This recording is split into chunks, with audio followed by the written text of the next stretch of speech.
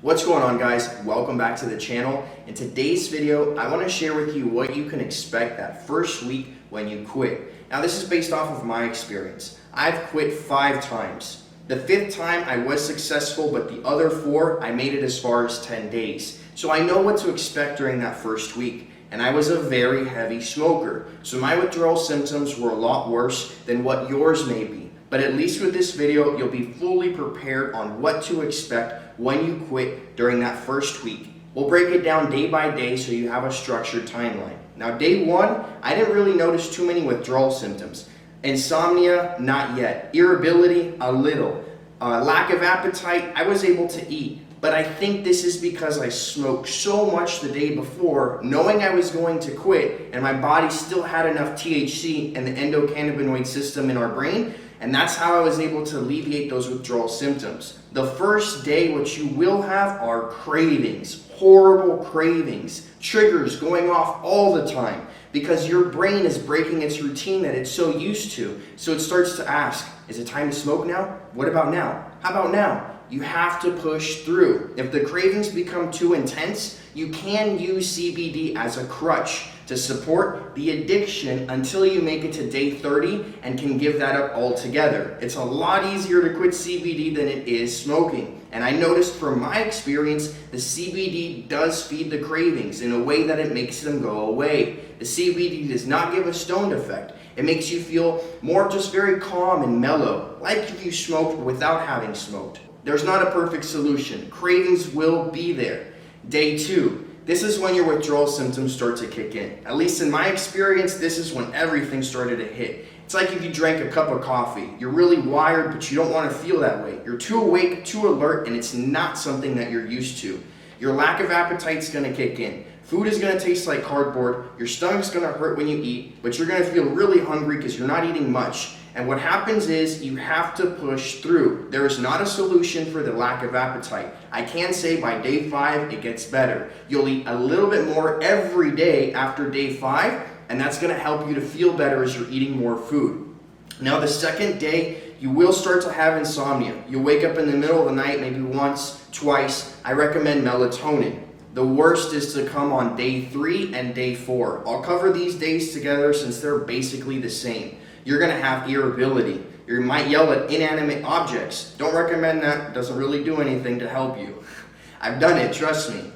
You're also going to have, aside from the irritability, insomnia. If you're taking melatonin, you'll be able to overcome this. For the night sweats, make your room colder. It's going to help to alleviate the night sweats. If you wake up in the middle of the night and you still are sweating and freezing, then turn off the air because it's just your body releasing toxins and you don't want to cause a cold. That's the worst thing that you want on that first week when you're quitting.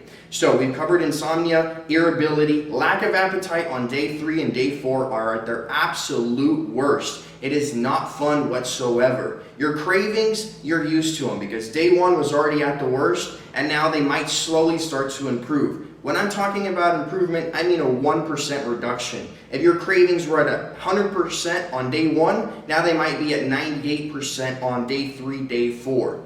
Day 5, that's when I started to notice that, whoa, things are starting to get a little bit better. I remember I was eating breakfast and I looked down at my plate and thought, I just ate more food than I have any other morning. And my stomach doesn't hurt as bad. Even my girlfriend noticed and she said, wow, you're doing a lot better. The thing is, once you've made it past the first 4 days, I truly believe on the 5th day, you're still irritable. You still have insomnia, but the melatonin helps. For the irritability, you can take valerian root, which will stop your brain from processing so much stress, because the first week, your brain doesn't know how to gauge stress, and it overreacts to everything. But on day 5, the irritability, the insomnia, the cravings, everything is slowly starting to reduce. I emphasize slowly because this isn't a perfect solution that the first week everything is gone.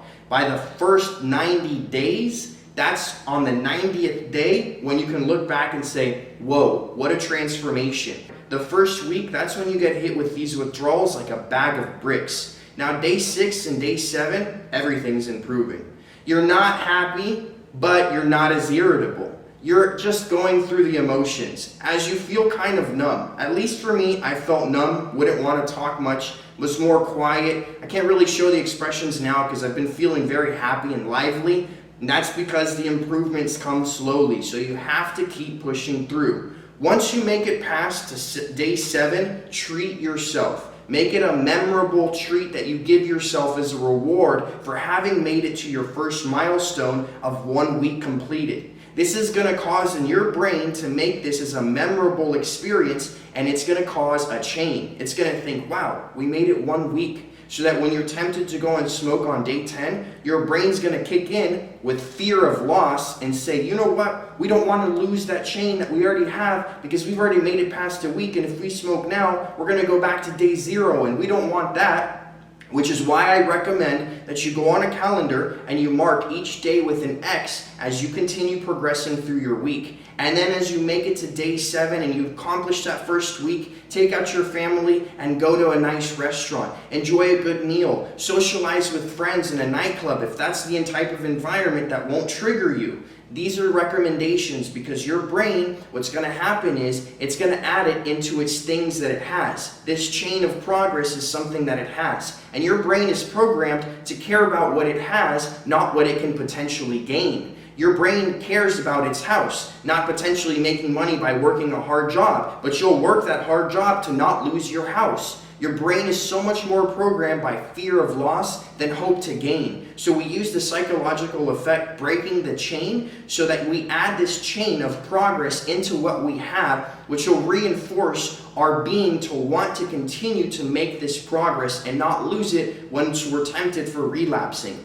The second week, it's still like the first week, but it's a continuation of all the withdrawal symptoms reducing. I would say by like 1% reduction a day until you make it to that day 90. That's the large milestone. I truly believe at day 90, that's when things have changed. I've read so many people, heard so many stories who have made it to 6 months, a year, and they say, you know what, when it was day 90, that's when I could look back and see everything was night and day. So if you're looking for motivation to push through, you can do this. You got this. I believe in you. Do it. You can quit. There's a better life waiting for you. So please, if you need the strength, you have it inside of you. And this is coming from somebody who is an 8-year smoker, going through an ounce a week, 0.4 of dabs every day, going through my rig, going through vape pens. And you know what? It sucked. Because now, look at what I'm doing. I'm uploading videos daily, and that gives me a sense of satisfaction that I never had those 8 years of smoking. I would die before I go back to how I lived before. I was an addict. I was a slave. I gave my power to other people. They controlled me. They would tell me that they're busy, and I would sit there waiting for them to finish so I could go and pick up what I needed because I had ran out, and I'm pacing a room back and forth like a mental slave who's being controlled by this addiction. I don't want that for you, which is why I make these videos, and I encourage you, if you need motivation to quit,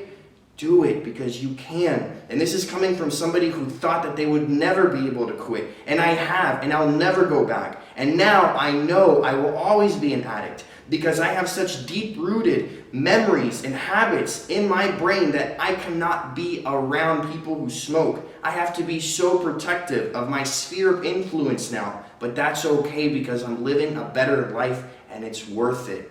Thank you for watching this video, guys. I hope you made it here to the end. If you found value from this video, smash that like button. Subscribe to the channel if you haven't already. I'll keep uploading videos, and I appreciate you guys. And I know you can do this. You can.